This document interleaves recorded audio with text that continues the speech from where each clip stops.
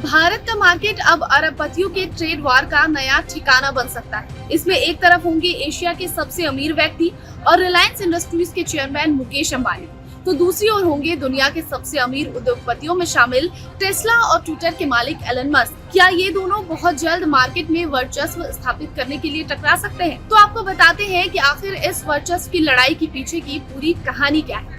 नमस्कार, TV9 Delhi NCR देख रहे हैं आप और आपके साथ मैं हूँ प्रतिज्ञा कश्यप।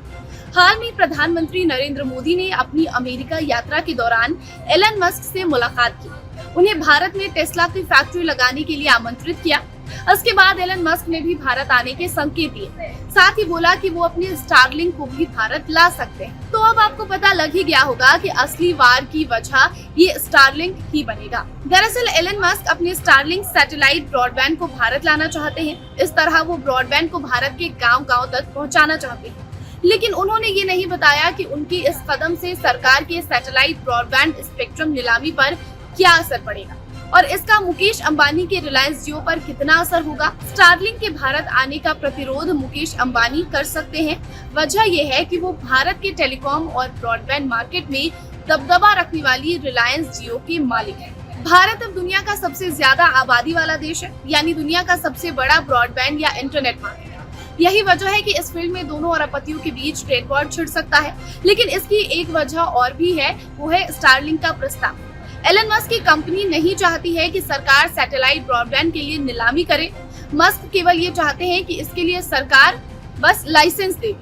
स्टारलिंक इसके लिए इंडिया में लंबे समय से लॉबी कर रही है। उनका ये कहना है कि ये एक प्राकृतिक संसाधन है, इसलिए कंपनियों को इसके इस्तेमाल के लिए केवल लाइसेंस दे देना चाहिए, जैसा कि दुनिया के बाकी देशों में हो रहा है। वहीं स्पेक्ट्रम नीलामी से जियोग्राफिकल प्रतिबंध बढ़ते हैं, जो अंत में लागत को बढ़ाते हैं, जबकि रिलायंस जियो इसका विरोध करती है। रिलायंस जियो चाहती है कि स्पेक्ट्रम की नीलामी हो। रिलायंस जियो ने सार्वजनिक तौर पर स्टारलिंक के इस प्रस्ताव पर असहमति जताई और सरकार से नीलामी की बात भी कही है।